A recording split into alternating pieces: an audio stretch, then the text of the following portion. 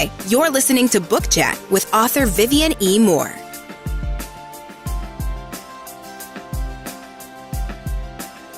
Like us on Facebook. Thanks for joining us. Keep listening to our weekly episodes to find out more. Hello and welcome to Book Chat. I am your host, author Vivian E. Moore, and today we have with us author Autumn Cheree. How are you today? Hey, how you doing? I'm doing well. I hope that you are too. Yes, it's a beautiful day in the neighborhood. Yes, it is. Thankful for that. No doubt about it. So today we're going to be talking to Miss Autumn about her latest book. But before we get into that, I want her to tell you who she is, and then we'll just go from there. So if you will, just give us a quick overview of who you are, Miss Autumn Cheree. So I started writing whenever I was about 9 years old, and it's just been something that I've been doing ever since. I started off like writing comic books and poems and stuff like that. My mom actually still has some of my stuff that I wrote for her. Wow. And yeah, my first published book was in 2015. I self-published it. It was called Loyalty is Dead. And I went on my self-publishing journey, and I decided to sign to a publisher, and now I'm signed to Leo Sullivan. And I just released my first book under him. I believe it was 2 Mondays ago. Okay. It was called Capturing the Love of a Street Beast. Okay. That's my 5th book. Wow. And you can find me on Amazon. And I'm just basically working on my catalog and trying to build my fans and put out quality content all the time. It's a passion of mine, and it's something that I plan to take very, very far. All right. Well, in your bio, it said that you are a native of McKeesport, Pennsylvania. McKeesport. Okay. Yep. So tell me, where exactly is it? Is it close to Pittsburgh, or is it close to Philly? Well, it's a suburb right outside of Pittsburgh. Yep, I'm about 20 minutes from Pittsburgh. Okay, all right, cool. And also you're the mother of 2 children, so I already know how tremendous, tremendously busy your schedule is. So how do you fit this around your family? How do you fit writing around your family? Well, I have a lot of support from my family. They help me whenever I just need time to myself. Right now, I do nursing, and a lot of my nursing is just like supervision. So I do a lot of my writing on my job because I'm just overlooking things, and I get a lot done that way. So I get to kill 2 birds with 1 stone. Cool. You can't hate that at all. That to me is the best job to be able to work, doing both of the things that you like. So I also read that you at one time, when you were very young, were a comic book illustrator at the age of 9. Oh, okay. Well, I found this absolutely amazing. And, at such a young age, it sort of sets the stage for what you are doing now, later on in life. And most of the time, this is when it's unrealized at the time when you're so young that this is what you were meant to do. This is your gift. This is your calling. So when exactly did you realize that you were born to be a writer? I'm not sure, but I just know every time in school, like now we had projects and you had to write, everybody wanted to be on my team because they know that I would get them an A. And I think I really started thinking about publishing back whenever Crown Publications was really popular and everything. I never really finished my manuscript, but it was always in the making. And I actually thought about maybe even bringing some of my childhood stories back to life and turn those into child books. Too, I was thinking about yeah. Oh, that would be wonderful to be able to do that. To write from all spectrums. The adult end of it, and also the children's end of it. So that would be great. So now let's talk about your style of writing. Now you describe your genre as street literature. So tell me, what is the definition of this? Hello, are you still there? Hood romance. Yeah, can you hear me? Yeah, you blinked out there for a second. Yeah, I'm here. You blinked. Okay, sorry. Okay. It's a mixture of like street literature and hood romance. So it's basically going to be gritty. It's going to be drama filled. It's going to be a lot of bosses and kingpins and down the rack girls and stuff like that. Basically, things that you would find in urban cities and projects.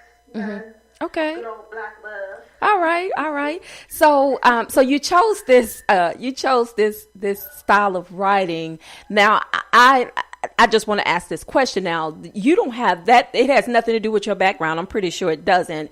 But but it was an interest of yours to write about something that you thought was relatable to, like you said, growing up in basically in the hood. So what sort of steered you along this line to write in this genre? Well, actually, if anybody would look up the Keysport is like it's in the top 10 cities for like one of the dangerous cities in the United States right now. So I have witnessed a lot. I've had a lot of family members, and I've had a lot of love interests that are like the kind of guys that I write about. I can say that I've been through some of the things that I do write about. Not nothing that I'm proud of, but I've made myself better. And basically, I can just say, growing up, I really loved like hood movies like Belly and Shot Us and like just Blood Thicker Than Water and yeah, those were just all my favorites. And I just always loved those kind of movies, and I don't know, it just came out of me. Like, it's just what I've seen, what I've been around, and it's just something that just comes naturally to write about. So, well, I'm good at it. Well, and you know what? That's a great point. That's a great point to make. I feel that as a writer, you need to write about what you know about. What's bone deep within you to write about. If you haven't experienced something, then you can't put those thoughts on paper and and tell somebody, make them believe that that you've actually gone through something like this. But it is important, it's vital to write about what you love, write about what you know. So you did mention that your first book, Loyalty Ain't Dead, was published under your own company, and you also mentioned that you published it on your birthday. What made you publish it on your birthday? I don't know. That was just like a gift to myself. It was an accomplishment that I really wanted to do on my birthday. So I made sure that it was published on my birthday, and that was like one of the best days ever. Like, people telling me happy birthday, people telling me congratulations. Yeah, I was excited. It was like, that's the best. Like, if anybody does publish their book, to have a book and a birthday on the same day, right, is the best day ever. But, it's awesome. Yeah. It's definitely awesome. Well, okay, so now let's talk about your latest project that you released on March the 11th, and that was a couple of weeks ago. And I was looking over the synopsis of Capturing the Love of a Street Beast. Now, I just need to know, where did you come up with that title? Actually, first I wanted it to be Capturing the Love of a Menace, but I was not permitted to have that title. So say that. Can you say that again? Can you say that again? I'm sorry, I missed that. Yes, I said actually when I first wrote the book, I wanted it to be Capturing the Love of a Menace. Of a Menace. So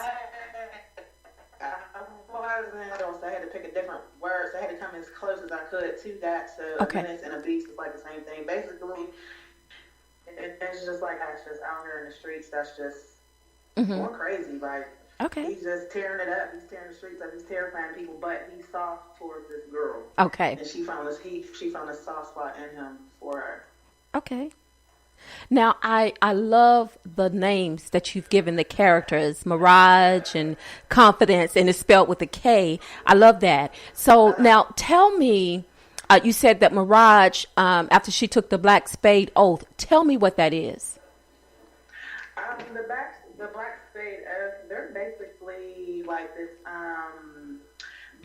this organization that hides from the public eye, but behind the scenes they're a gang. Okay. And the girl who started it made all the girls take an oath that they would never fall in love. Mm-hmm. She feels like if you fall in love, then you're not going to be focused out here in the streets to do what you need to do. Mm-hmm. And you're going to start making irrational decisions. So they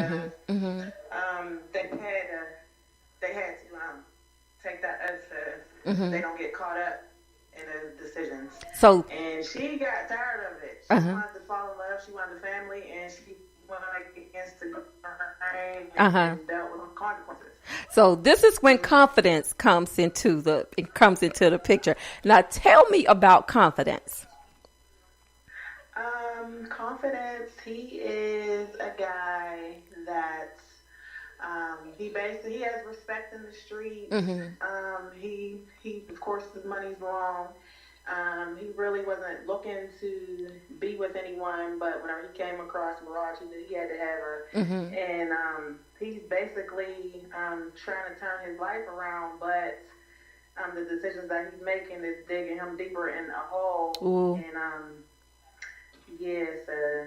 well, I mean, the storyline sounds very interesting, and I definitely want to read this book. Now, generally, it's not the type genre that I would read, but it sounds so interesting to where I want to get the book and take a peek at it and see what's going on, because it sounds very exciting. Now, and I love the names of these characters, and I don't know how you chose the process of choosing these names like Mirage and Confidence. Do they come from somewhere in your background, in your past? Do they have any meaning to you? Not really. I just try to pick names that are different. I try to come up with names that nobody has really used or that has really heard of before. But Confidence, I like that name because it just sounds like a real alpha male. Yeah. It sounds like a strong black man. Yeah. And I liked it, so. Okay, hey, it fits. If it fits the character description, then there you go. You can't go wrong with that. And Mirage, I really, really like that. I love names, and these sort of stood out to me when I was reading, the synopsis of your book, and I was like, wow, I really like that. And that's what intrigued me to want to read the book, to find out more about these characters and what's going on in their lives. I want to be nosy and peek in and see what they're doing, because it's good. That's not what you do. Yeah, because this is very different. It's a very different storyline for me to want to read about that. Now, is Capturing the Love of a Street Beast, is it part of a series or is it a standalone novel? It's going to be a 2-part series. Yes. Okay. Part 2 is coming soon. Well, does it end on good? Does the first book end on a good note? The first book ends on a cliffhanger. We hate those. We definitely hate those. Let's see. Does it end on a good note? I can't say it does. Okay. Okay. Well, so I asked you about the names now, the characters. Do you base any of your characters on real people? And now this is a 2-part question, so I'll let you answer that part first before I get to the second part of it. Some of them I do because I have learned that whenever you do pick somebody in real life and you just change their name around to your character's name, it's easier to write about them because you basically already know how they would react to situations, what they would say and do. Very smart. I know Mayani, she was definitely somebody that I know, but as far as anybody else, in this particular book, no, they were not real life people that I had associated with. Okay, but you have in the past, and because of that, do you feel you owe them any acknowledgement for being your inspiration for these stories, for these characters in the books? Well, I don't know. Maybe now I do that you mentioned it. But I don't even know if I would ever even tell them, like, yeah, this is you in this book. Okay. They might not like who they became. Right. But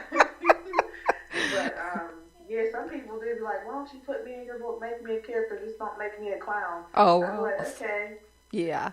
I'll put you in there. Well, I think that's typical of any writer. We draw from, from people that we know, and we per se, don't use their names, but we just take bits and pieces of who they are, as people, and because it lends excitement to the story. Like you said, you can build on things that you already know about certain people, and it just turns into a great story. Uh-huh. So now, do you ever read your book reviews? I do. You do? Okay. I'm watching, I'm looking, and yeah. I'm trying to see what's going on. I learn from my reviews, even if I get a bad review.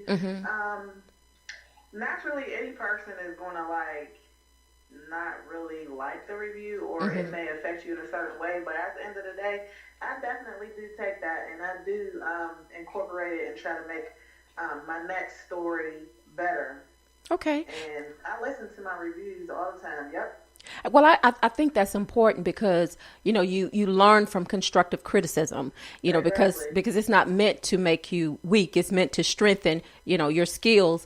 And so that's good. I've spoken with quite a few people, and a lot of them, no one wants to get a bad report, no matter what it's about. And, instead of getting angry, use that energy for something good. You can build on what they said, and it just makes you better. Now, so now I want to know, since I know you read your own reviews, do you Google yourself?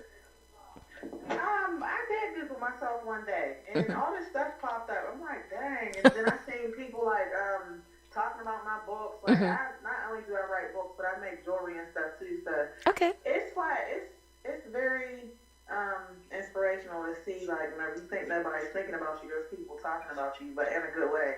Right. So, yeah, I do sometimes put Cheree in Google, and I see what's coming up. And, yeah, it's good to Google yourself if you do have a business, or if you are on the internet selling things, to see what people are saying about your products, and to see, All right. Well, but that's a wonderful thing. It's okay to do that. Now, I have one last question for you, because I don't want to hold you too long. I have one last question for you. Okay. So I want to know, what would be your advice to up and coming writers? If they wanted to write in your genre, what would be your advice to them? What would my advice be to them? I would say stay in your lane. I would say stay in your lane, write about what you know, and if you don't know about something, you want to try something new, research. There's only so much that you can write about that goes on in the hood. So, what you want to do is always put your own twist on it. Just keep it drama-filled. Make sure you get a good editor and a bomb cover. And I loved your cover too, by the way. Thank you. Just make sure you read, and just stay on top of what these readers want and what they're interested in. And just stay true to yourself. Don't worry about what anybody else is doing, because you can't compare yourself to somebody who has 35, 40 books, and that's at the top of the charts, and this is only your first or second book. Right. Because you don't know what that person went through to get there. You don't know how many flops they had. You know what I'm saying? Right. Just pay attention to yourself and your own hustle, and don't worry about what nobody else is doing. That's all you got to do. Okay, well, that sounds like sage advice to me, and I think that anyone listening, they will take that advice and use it well. Well, Cheree, Autumn, I keep wanting to call you Cheree. Cheree. Cheree. Okay, Cheree. Okay, I want to do that. But, I have really, really loved this interview, talking with you today, talking about your new project that's coming out. And I would love to be able to talk with you again when the next book comes out. Do you know what the title of that book will be? Will it be a continuation of this title? I'm not sure what the next title is going to be. All I can say is part 2 is coming soon. I am starting a new title that's going to be dropping in April. Okay. Okay. Look out for that, and also follow my website. It's www.acherewrites.com. You can always stay up to date on my projects, my events, and my new releases there. Okay. And also on Amazon, anytime you can go in there and you can drop my name in the search bar. All right, solid. Okay, well, thank you so very much again for doing this interview with me, and I so appreciate it. Enjoyed talking with you, and hopefully we'll get to talk again. I appreciate you reaching out to me. Oh yeah, you are more than welcome. That's what this show is about. So it's about, sharing this platform with fellow writers, fellow authors, to get the word out there, to let people know what you're doing, and to inspire other writers that may not quite have their feet wet yet, but they're trying. So it's to help them to build confidence as well, to start their own career path. So just do it. Yeah. So I appreciate you so much again, and hope you enjoy the rest of your day.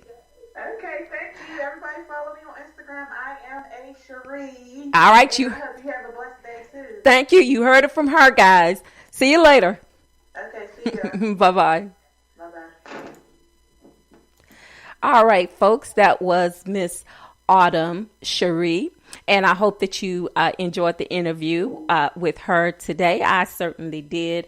She gave us a lot of information and gave us a lot of history on her background and where her stories evolved from. So I think that's very real. I love that about authors who are not afraid to, to share their history, because it makes for a wonderful story, wonderful storyline, and, and believable characters. So I do appreciate Autumn for coming on today and granting me this interview with her. So, before I let you go, I want to let you know how to get in touch with me and how to stay in contact with the show. So first of all, I want to give you the Spreaker URL. It is https://www.spreaker.com/user/author Vivian E. Moore. You can also find me on all of the social media, Instagram, Facebook, Twitter. You can reach out to me there. You can also go to my blog, which is at https://authorvivianemore.blogspot.com. And if you missed today's live show, you can listen to it on iTunes and iHeartRadio. All right, folks. So I'm not going to hold you any longer than necessary. I just want to tell you to be blessed, to enjoy the rest of your day. I hope you're planning on going to worship service tomorrow, taking some family members with you, taking some friends and some neighbors. And by all means, tell somebody that you love them, because tomorrow is not promised. Today may be the only chance you get to say it. So I love you. I hope you love me back. Until the next time you hear my voice, God bless you and goodbye.